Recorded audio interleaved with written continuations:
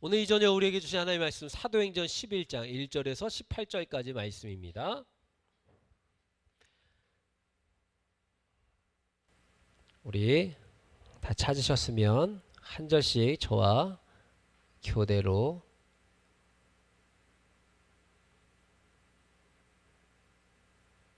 읽겠습니다. 유대에 있는 사도들과 형제들이 이방인들도 하나님의 말씀을 받았다 함을 들었더니 베드로가 예루살렘에 올라갔을 때에 할례자들이 비난하여 이르되 네가 무할례자의 집에 들어가 함께 먹었다 하니 베드로가 그들에게 이 일을 차례로 설명하여 이르되 내가 욥바시에서 기도할 때에 황홀한 중에 환상을 보니 큰 보자기 같은 그릇이 내 귀에 매어 하늘로부터 내리어 내 앞에까지 드리워지거늘 땅에 네 밝아진 것과 들짐승과 기는 것과 공중에 나는 것들이 보이더라.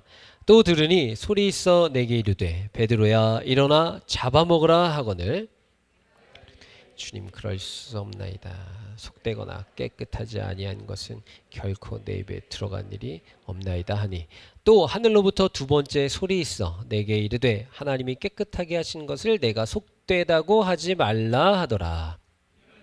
세 번 있은 후에 모든 것이 다시 하늘로 끌려 올라가더라. 마침 세 사람이 내가 유숙한 집 앞에 서 있으니 가이사랴에서 내게로 보낸 사람이라.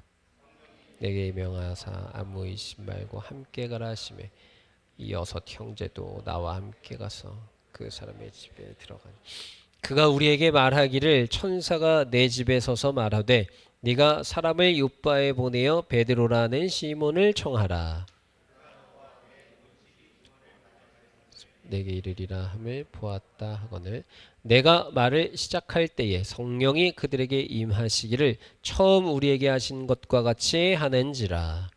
내가 주의 말씀에 유하는 물로 세례를 베풀었으나 너희는 성령으로 세례를 받으리라 하신 것이 생각났노라.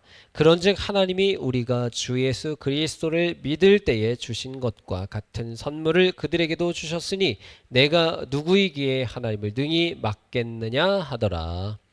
그들이 이 말을 듣고 잠잠하여 하나님께 영광을 돌려 이르되 그러면 하나님께서 이방인에게도 생명 얻는 기회를 주셨도다 하니라.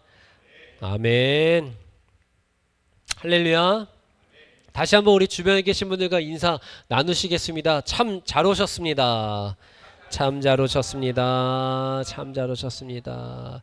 날씨가 많이 덥지만 또 뭐 아까 낮 집회 때도 이렇게 오신 분들과 교제를 나누면서 그런 이야기들을 하셨는데 덥긴 더운데 그래도 이렇게 아침 저녁으로 예전보다 조금 선선해진 것 같다 이런 느낌을 받았다 이런 이야기를 나누었습니다. 이제 하늘을 보니까 가을 하늘인 것 같고, 그죠? 점점 이제 추워지겠죠, 그죠? 추워질 것을 생각하니까 더위가 물러가는 것 같기도 하고. 예.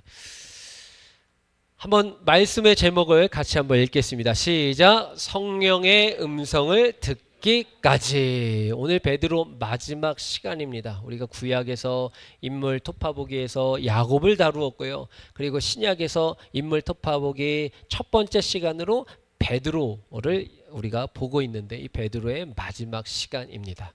베드로는 주님은 그리스도십니다. 그리고 살아계신 하나님의 아들이십니다. 라는 이 엄청난 고백을 하며 예수님으로부터 칭찬을 받고 그리고 천국의 열쇠가 너에게 주어질 것이다. 열면 닫을 자가 없고 닫으면 열 자가 없다. 엄청난 복을 예수님으로부터 받습니다. 그리고 이 고백을 하게 하신 이는 너의 육의 아버지가 아니라 너의 지식이 아니라 네가 경험이 아니라 하나님께서 너에게 지혜를 주셔서 고백할 수 있도록 하신 고백이다 라고 칭찬을 아끼지 않으십니다. 그리고 베드로의 배를 빌려서 이 사람들의 무리들에게 말씀을 전하셨던 예수님, 그 예수님을 보고 그 예수님이 이 베드로에게 깊은 데로 가라, 그리고 그물을 내려라, 물고기를 잡아라 라는 이 명령의 말씀에 베드로가 제가 밤새도록 물고기를 잡았는데 한 마리도 잡지 못했는데 말씀에 의지하여서 그물을 내리리다 하였을 때에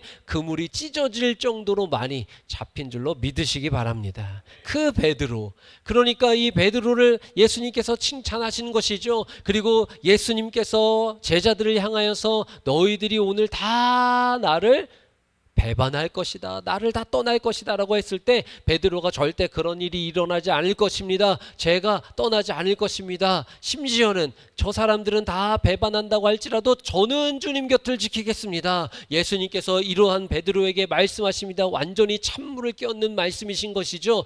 네가 오늘 닭이 울기 전에 3번 나를 부인할 것이다 라고 말씀하십니다. 그때 베드로는 서운한 감정을 예수님에게 토해냅니다.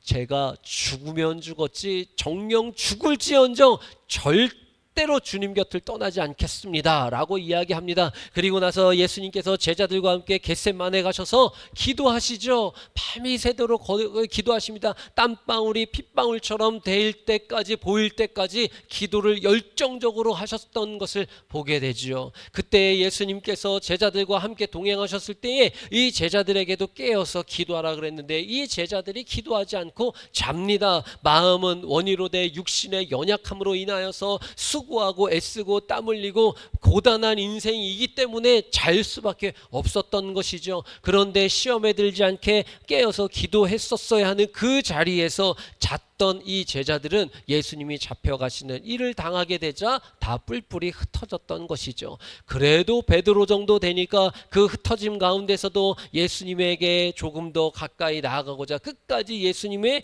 곁을 지켜보려고 했지만 그 많은 무리들 가운데서 당신도 저 사람을 알지 않느냐, 저 사람과 같은 패거리가 아니냐, 당신도 갈릴리 사람이 아니냐라는 이 물음에 예수님을 배반할 수밖에 없었던 베드로였던 것이죠. 그때 닭이 웁니다. 그때 예수님의 하신 말씀이 깨달아져서 생각이 나서 베드로는 뛰쳐나가서 통곡을 하며 울게 되는 것이죠. 이러한 베드로를 부활하신 예수님께서 찾아와 주십니다. 조반을 먹는 그 자리에서 예수님께서 베드로에게 물어보십니다. 요한의 아들 시몬아, 네가 저 사람들보다 나를 더 사랑하느냐? 예수님의 이 물음에 베드로는 정말 불편했을 것입니다. 쿡쿡 찔리는 말씀이었을 것입니다. 감히 예수님의 얼굴을 쳐다보지도 못하는 그런 상황 가운데 있는 이 베드로에게 그 상처난 데에다가 소금을 치는 격인 것이죠. 예수님의 이 질문은 말입니다. 예수님께 베드로가 대답합니다. 제가 주님을 사랑하는 줄 주님께서 아십니다 라고 대답합니다. 예수님께서 내 어린 양을 먹여라 또 물어보십니다. 요한의 아들 시몬아, 네가 나를 사랑하느냐? 주님이 하십니다. 또 물어봅니다. 베드로야, 네가 나를 사랑하느냐? 베드로에게 예수님께서 3번이나 이 같은 질문을 하셔서 베드로가 심히 근심하면서 대답합니다. 예수님, 제가 배신한 거 예수님이 알지만 그런데 제가 주님을 사랑하는 이 마음 예수님이 다 아시지 않습니까? 라고 베드로가 대답하는 것이죠. 그때 예수님께서 이 베드로의 실추된 이미지를 세워주십니다. 이 떨어진 권위를 다시 일으켜 세워주시는 것이죠. 그리고 사명을 부어주셨습니다. 그리고 예수님께서는 이제 부활하시고 승천하셨잖아요. 그리고 나서 이 제자들에게 놀라운 변화가 일어납니다. 우리가 알고 있는 바와 같이 이제 더 이상 이 제자들은 이 부활하신 예수님을 경험한 이상 이제 그 앞에 행했던 그 제자로서의 이 미숙한 모습은 이제 사라지게 되는 것을 보게 됩니다. 예수님께서 예루살렘을 떠나지 말고 전혀 기도에 힘쓰고 아버지께서 약속하여 주신 그 선물을 기다려, 성령을 기다려라 라고 명령하신 그 예수님의 말씀의 명령을 이제 이 제자들이 지켜 행합니다. 전혀 기도에 힘썼을 때에, 오순절이 이르렀을 때에 그들의 머리 위에 불같은 성령이 임한 줄로 믿으시기 바랍니다. 그리고 각자의 혀가 꼬부라지고 방언을 말하며 하늘의 언어를 선포하고 기도하고 찬양하고 새 술에 취한 듯이 그들이 하나님을 경배했던 그 사건을 우리는 알게 되죠. 베드로도 그 현장 가운데 있었던 것입니다. 그리고 그때부터 교회가 시작되고 초대교회가 세워지면서 이 복음이 이제 예루살렘을 중심으로 하여서 각 세계로 뻗어 나가기 시작한 바로 그때에, 제가 사실은 그 앞에 있는 베드로의 설교 내용을 가지고 이 마지막 시간을 할까 아니면 이 부분을 할까 막 이렇게 고민하고 기도하다가 그냥 이 부분 뭐 크게 뭐 감동이 확 와서는 아니고요, 못 고르다가 이 말씀을 이제 선택을 하게 됐습니다. 오늘 말씀은 굉장히 이 교회사에 있어서 아주 중요한 부분인 것이죠. 왜냐하면 오늘 말씀에서도 나온 것과 같이 베드로는 유대인입니다. 유대 사람이란 얘기죠. 근데 이 유대인들이 굉장히 충격을 받는 사건이 오늘 일어나게 되는 것이죠. 그 말씀이 무엇입니까? 이방인들에게 복음이 전해졌는데 이방인들에게도 세례가 주어졌고 그들에게도 성령이 임재하신 사건을 베드로 사도를 통해서 지금 보고받고 있는 이 자리다라는 것입니다. 1절 말씀 한번 읽어보실까요? 1절에 있는 말씀을 다시 읽어보기를 원합니다. 읽습니다. 유대에 있는 사도들과 형제들이 이방인들도 하나님의 말씀을 받았다 함을 들었더니, 근데 이렇게 말하고 굉장히 충격에 사로잡히게 되는 것이죠. 아니, 이방 사람들에게 복음을 전했다고? 근데 이 유대 사람들은요, 이방 사람들하고 함께 섞이는 것을 굉장히 두려워했죠. 굉장히 엄격하게 이 부분에 대해서 율법 이상으로 다스렸습니다. 통제했다는 것입니다. 심지어는 같은 민족임에도 불구하고 사마리아 사람들을 왜 멸시했습니까? 사마리아 사람들이 이 유대인의 정통성을 잃어버렸다라는 것이 이유였습니다. 다른 문화와 섞였고 다른 혈육과 섞였다라는 이유로 사마리아 사람들을 쳐다보지도 않습니다. 동물, 개 취급했습니다. 그랬더니 유대 사람들인데 지금 유대인 중에 예수님의 제자라고 하는 이 베드로라는 사람이 이방인들에게 가서 이방인들과 함께 먹고 마시고 생활을 하다가 그들에게 말씀도 전해줬는데 그들이 받아들였다고 합니다. 그리고 그들에게 세례를 베풀었다는 것입니다. 그랬더니 이방인에게 세례를 베풀었다. 야, 이것도 굉장히 충격적인 것인데 하나님의 성령이 임했다라는 거예요. 동일하게 그들 가운데 성령이 마가의 다락방에 오순절에 임하셨던 그 사도들이 경험했던 그 성령의 임재와 그 충만했던 그 사건이 이방 사람들에게도 전해지고 그들 가운데서도 나타나게 됐다라는 이 보고의 말을 들은 유대인들은 굉장히 충격을 받았던 것입니다. 그리고 충격을 받음과 동시에 이러한 태도를 비칩니다. 2절 말씀을 읽어보시겠습니다. 2절 읽습니다. 베드로가 예루살렘에 올라갔을 때에 할례자들이 비난했다는 것입니다. 비난의 내용은 그것입니다. 아니, 당신이 그래도 유대인인데 어떻게 유대인이 아닌 사람들과 같이 생활할 수 있습니까? 어떻게 그들에게 복음을 전할 수 있습니까? 왜 어떻게 그들에게 손을 얹고 세례를 베풀 수 있습니까? 라는 것을 비난했다는 거예요. 할례도 받지 않아서 아브라함의 자손도 아닌 사람들에게 어떻게 세례를 줄 수 있느냐라는 이야기를 했다는 것입니다. 이것이 비난의 내용이었던 것입니다. 베드로가 그들에게 이제 이 앞에 일어났던 상황들을 설명하고 있는 것이죠. 우리가 이 부분을 알고 있는 바와 같이 하나님께서 베드로에게 환상을 보여주시지 않습니까? 그래서 이방인들에게로 하나님께서 베드로를 보내십니다. 그리고 이방인들도 준비를 시킵니다. 당신들에게 복음을 전할 사람이 올 것이다. 그를 잘 영접해라. 그의 가르침을 잘 들어라. 이것을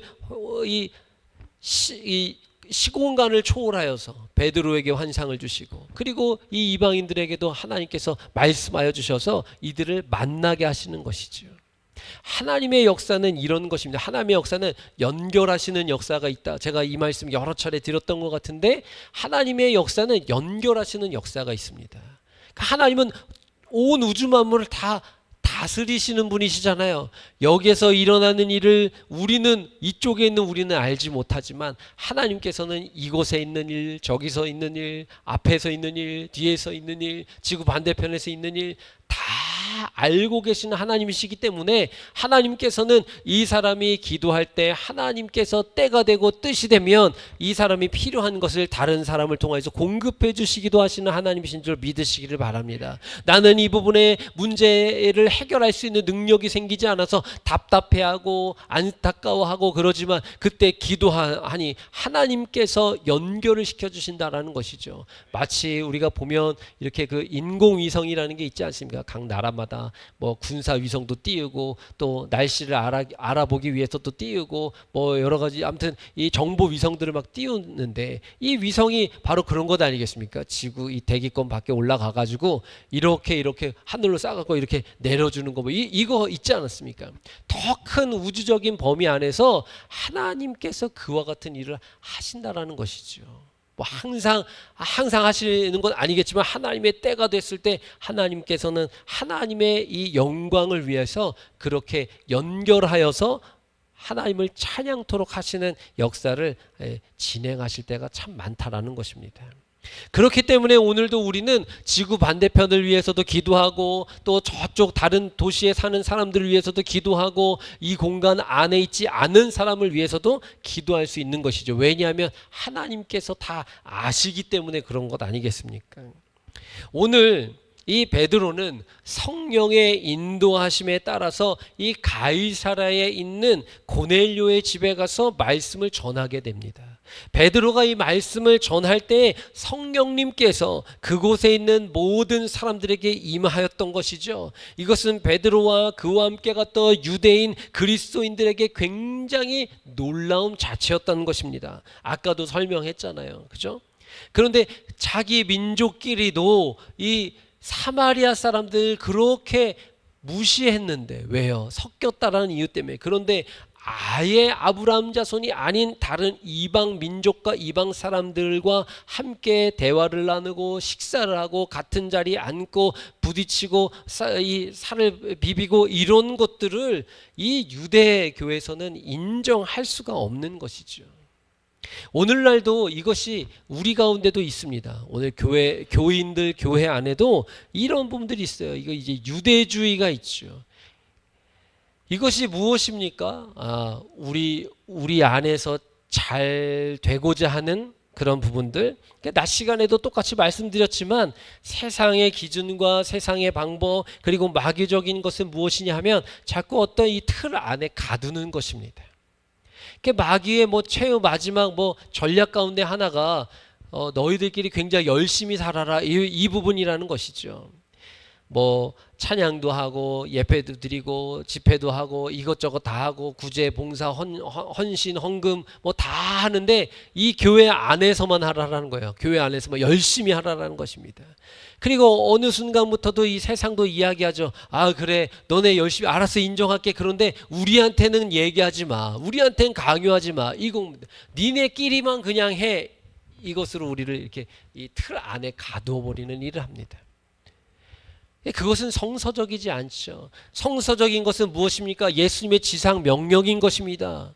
세상 끝날까지 증인된 삶을 사는 것입니다. 믿지 않는 자들에게 때를 얻든지 못 얻든지 예수 그리스도의 이 복음을 소개하는 것입니다. 이것이 성서적인 것이죠. 그래서 마귀는 세상은 자꾸 우리를 틀에 가두려고 하지만 하나님은요 이 틀을 깨라는 것입니다. 이 틀 밖으로 벗어나라는 것입니다. 아브라함도 그런 것이죠. 너는 내 친척 아비 본토집을 다 떠나서 내가 너에게 지시할 땅으로 가라라고 이 틀을 깨셨다라는 것입니다. 다윗의 경우도 그렇죠. 위로 형들이 쭉쭉쭉 있었습니다. 그런데 하나님께서는 선지자를 통해서 다윗에게 기름을 붓습니다. 이건 틀을 깨는 일입니다. 야, 위로 형들이 있는데 네가 뭔데 조그만한 게 기름을 거기 앞에 나가고서 쫄래쫄래하고 기름 부음을 받냐? 이거 틀이죠. 틀. 하나님께서는 이 틀을 벗어나라는 것입니다. 지금 우리가 여기까지 신앙생활을 해오던 것들이 있죠. 때로는 하나님 앞에서 우리가 과감하게 하나님의 음성에 도전을 받아서 이 틀을 깰 필요가 있는 것입니다. 근데 이것이 굉장히 이제 그 균형을 잘 잡아야 되는 부분이기 때문에 조심스러운 부분도 있어요. 예, 조심스러운 부분도 있습니다.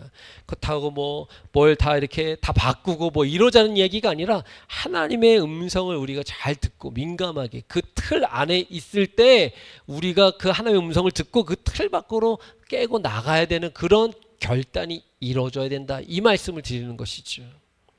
근데 많은 사람들이 그런 것입니다. 이제 이 교회 틀 안에서 갇혀가지고 그렇게 평생 신앙생활을 하던 것이 전부인 줄 아는 것이 있어요. 그러니까 이것을 이제 우리나라 그 옛 말에도 우물안 개구리라는 이야기가 있지 않습니까? 예, 똑같은 거예요. 하나님께서는 우리의 이 신앙의 틀도 거룩함으로 옷 입고 깨기를 원하신다라는 것입니다. 거룩함의 옷을 입고라 그랬어요. 그냥 막 뛰쳐나가는 게 아닙니다, 여러분. 거룩함의 옷을 입고 이 틀 밖으로 나아갈 것을 이야기한다는 것입니다. 그러니까 제가 언젠가도 말씀드렸죠. 우리를 이곳에 모이게 하신 것은 거룩하게 흩으시기 위한 하나님의 목적 있기 때문입니다 라고 한번 선포한 적이 있는데, 우리가 거룩의 옷을 입고 하나님의 뜻 안에 나아갈 수 있어야 된다는 것입니다. 우리끼리의 축제, 우리끼리의 즐거움, 우리끼리의 재미 전혀 성서적이지 않다라는 것입니다. 그래서 마귀는, 세상은 자꾸 우리를 가두려고 한다는 것이죠. 하나님은 그런데 이 가둠에서 벗어나라라는 것입니다. 예수님 시대도 그랬어요. 예수님 시대에도 이 유대 평생 유대교인들, 이렇게 그 틀 안에 살던 사람들이, 그 틀을 깨우고 나왔던 사람들은 구원의 자녀가 된 것입니다. 나를 따라오너라 라고 했을 때 세관장에 앉아 있었던 그 세관원도 놓고 온 것입니다. 배를 버리고 간 것입니다. 그물을 버리고 간 것입니다. 자녀들을 버리고 부모를 버리고 간 것입니다. 왜요? 예수 그리스도가 이 틀 안에 있는 가치보다 더 위대하시기 때문에 그런 것입니다. 근데 우리는 이 틀을 벗어나는 것을 참 두려워한다는 것입니다. 뭔가 이제 연세가 들면 들수록 사실상 뭔가를 더 도전하는 것을 두려워하잖아요. 그죠? 제가 오늘 낮 예배 때는 박문규 장로님에게 질문을 드렸습니다. 근데 여기서는 이제 손윤규 권사님에게 질문을 드리면 딱 맞을 것 같은데, 권사님 지금 현재 쓰시는 핸드폰 몇 년째 쓰십니까? 몇 개월 안 됐어요? 최근에 바꾸셨네요. 그런데 이게 중요한 건 이거, 바꿀 수는 있잖아요. 근데 기능 뭐뭐 사용하시냐 이거죠. 기능 뭐뭐 쓰세요? 전화 걸고, 문자 보내고, 카톡 보내고, 그죠? 박문규 장로님이랑 똑같은 대답이셨어요. 근데 스마트폰이 있는데 이제 이게 뭐 잘못됐다는 얘기는 아니에요. 그런데 뭔가 뭐 이렇게 뭘 깔아야 되고, 뭐 인증하라 그러고, 번호 누르라 그러고, 이거 주민등록번호 앞자리 누르라 그러고, 아이디 만들고 비번 만들라 그러고, 이런 거면 뭐 머리 아프잖아요. 그죠? 하나도 못 하잖아요. 이게 다 당연한 거예요. 자연스러운 거예요. 그죠? 가면 갈수록 뭔가 새로운 것에 대해서 도전한다는 것이 이렇게 쉽지 않다는 말씀 드리는 거예요. 신앙도 마찬가지인 것입니다. 내가 평생 신앙생활을 해온 틀이라는 것이 있을 거예요. 그것 무시하라는 얘기가 아닙니다. 그것 존중받아야 되는 일이에요. 그러나 하나님께서는 때로 새로운 것으로 도전하시는 하나님이시라는 거예요. 네. 아니, 아브라함이 평생 먹고 살고 아주 편안하게 벌써 이미 틀이 아주 견고하게 세워져 있던 그 삶의 틀이잖아요, 아브라함. 그런데 하나님께서 너는 본토 친척 아비집을 떠나라는 거예요. 이거는 엄청난 도전이잖아요. 엄청난 도전 아니겠습니까? 우리에게 하나님께서 이러한 도전을 하신다라는 거예요. 그런데 이 도전에 쉽게 나아가지 못합니다. 오늘 말씀의 제목과 같이 성령의 명령을 들어야 이 결단이라는 것이 실행에 옮겨지더라라는 거예요. 성령에 충만할 때 이 부분이, 틀을 깨고 나가는 부분이 실천되는 것입니다. 그러니까 틀 안에 머물러 계지 마시고 하나님의 성령으로 충만해져서 틀을 깨고 나가시기를 주의 이름으로 축복합니다. 네. 하나님께서는 이 성서를 통해서 우리에게 계속 그 말씀하시는 것입니다.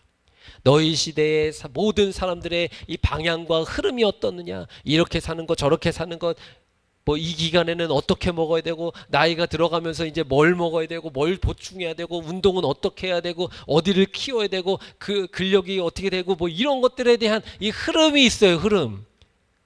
그걸 하지 말라가 아닙니다. 그 틀을 하나님 안에서 과감하게 깰 수 있어야 된다. 이 이야기를 하는 것입니다. 더군다나 신앙의 틀이 그렇다는 건데 이 유대주의가 그래서 위험하고 무서운 것입니다. 유대주의, 우리만 하나님의 자녀다라고 착각하는 것입니다. 하나님이 우리만 사랑하신다라고 착각하는 것입니다. 하나님이 우리만 구원하실 것이다라고 착각하며 살아가는 것, 이게 유대주의입니다. 그래서 우리가 예전부터 지켜왔던 것, 이렇게 하고 저렇게 하고 이렇게 하고 이렇게 하는 것, 이런 것들을 중요하게 여겨서 이것을 더 지키려고 하는 것, 본질에서 벗어나게 됩니다. 그래서 예수님께서 책망하시니 대상자들이 바로 그들 집단 아니겠어요? 바리새인들, 제사장들, 그 틀에 머물러 가지고 벗어날 생각을 안 합니다.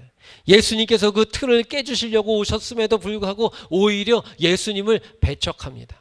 결국에는 예수님을 십자가에 못 박아서 죽이기까지 하는, 그 틀을 벗어나지 못해서 그런 거예요. 저는 이게 맞는 것 같습니다. 저는 이렇게 신앙생활을 할 겁니다. 뭐 이런 것들 있잖아요. 때로는 그런 부분이 필요합니다. 그런데 하나님께서 감동하셔서 그 틀을 깨기를 원하실 때가 있다라는 거예요. 이것이 사실상 분별이 그렇게 쉬운 것은 아니지만 우리가 그 분별이 주어지기 위해서는 성령의 음성을 들어야 된다라는 것이죠. 오늘 베드로는 그와 같은 일을 한 것입니다. 하나님께서 환상 가운데 보여주셨어요. 그런데 어떤 것들 보여주십니까? 부정한 짐승들을 보여주셨습니다. 부정한 짐승들. 그리고 어떻게 말씀하셨어요? 오늘 7절 말씀, 7절 읽어보겠습니다. 7절 시작. 또 들으니 소리 있어 내게 이르되 베드로야 일어나 잡아 먹어라. 그걸 잡아 먹으라 그랬다라는 거예요. 이거는요 굉장한 겁니다. 이 유대 사회에서 부정한 짐승을 잡아먹는다. 보기만 해도 부정하다. 몇 시간 동안 부정하게 살아야 되는 거예요. 스쳤다 하루 동안 부정한 거예요. 부정 타는 거예요. 그 다음 날이 돼야 정해지는 겁니다. 그런데 이것을 보기만 하는 것도 아니고 만지는 것도 아니고 잡아서 먹으라는 거예요. 지금 잡아서 먹으라는 거예요. 그러니까 베드로가 대답합니다. 아니 제가 평생 동안 지금 유대인으로 살면서 한 번도 저는 부정한 것을 입에 대본 적이 없는데 이걸 잡아먹으라니요. 무슨 말씀하시는 것입니까? 결코 제가 먹지 않겠습니다 라고 이야기했다라는 거예요. 근데 이와 같은 환상을 3번이나 보게 됩니다. 그리고 결국 순종하게 되는 것이죠. 그리고 그 하나님의 보여주신 환상, 그리고 그 순종함으로 인해서 나아갔더니 거기에서 하나님이 예비하신 사람들을 만나게 되었다라는 거예요. 이 사람들은 가이사랴에서부터 온 사람들이었던 것이죠. 12절 말씀 읽어보겠습니다. 12절입니다. 읽습니다. 성령이 내게 명하사 아무 의심 말고 함께 가라 하시매 이 6 형제도 나와 함께 가서 그 사람의 집에 들어갔다는 것입니다. 그래서 이곳에 가서 말씀을 전하고 이곳에 가서 세례를 베풀고 이들이 영접을 하니까 세례를 주는 거예요. 예수님의 이름으로 세례를 줬더니 그들에게도 성령이 임하게 된 줄로 믿으시기 바랍니다. 16절의 그 말씀의 기록입니다. 읽습니다. 16절 내가 주의 말씀에 요한은 물로 세례를 베풀었으나 너희는 성령으로 세례를 받으리라 하시는 것이 생각났도다. 그 앞에 15절에 보니까 성령께서 그들에게 임하셨다라고 소개하고 있습니다. 처음에 우리에게 성령께서 오셔서 말씀하시고 행하셨던 것과 같이 이 이방인들에게도 하나님께서 동일하게 행하시더라 라는 것을 지금 보고하는 거예요. 베드로가 지금. 나도 지금 굉장히 충격적이고 혼란스러워. 그런데 하나님께서 일은 하신 것입니다 라고 보고하고 있는 것입니다. 이 역사가 이루어지지 않았더라면, 이것이 그리고 유대 사회에서도 인정받지 못했다면 오늘 우리의 교회는 없는 것이죠. 어떻게 그런 일이 일어나? 이방 사람들은 세례를 줄 수 없어. 무할례자들인데 뭐 이방 사람들에게 어떻게 복음이 증거돼? 우리 유대 사람들이 이방 사람들하고 섞이면 우리가 부정해지는데 어떻게 그래? 이것에 이 틀에 갇혀서 계속 있었다면 오늘 우리에게는 예수 그리스도의 복음이 전해지지 않았을 거라는 것입니다. 이 교회사에 있어서 굉장히 중요한 부분인데 이 부분에 베드로가 사용되었다라는 것이죠. 그 전까지의 베드로, 성령 받기 전에 베드로는 실패하고 실수하고 넘어지고 다혈질이고 육신이 마음이 있지만 육신의 연약함으로 인하여서 잠이나 자고 결국에는 시험에 들고 자기가 했던 그 이야기로 지키지 못했던 그런 사람. 근데 그런 사람이 우리랑 똑같은 사람이라 그랬잖아요. 베드로가 우리라 그랬죠. 우리랑 똑같은 환경입니다. 똑같은 상황이에요. 똑같은 그런 연약함을 다 가지고 있는 사람들이라는 것이죠. 그랬던 베드로가 성령을 받고 나서 이랬다가 요래됐습니다. 이렇게 변화된 것이죠. 하나님의 음성을 들으면, 하나님의 사람이 되면, 우리가 아까 찬양으로 고백했잖아요. 우리가 오늘 찬양의 주제가 무엇입니까, 여러분?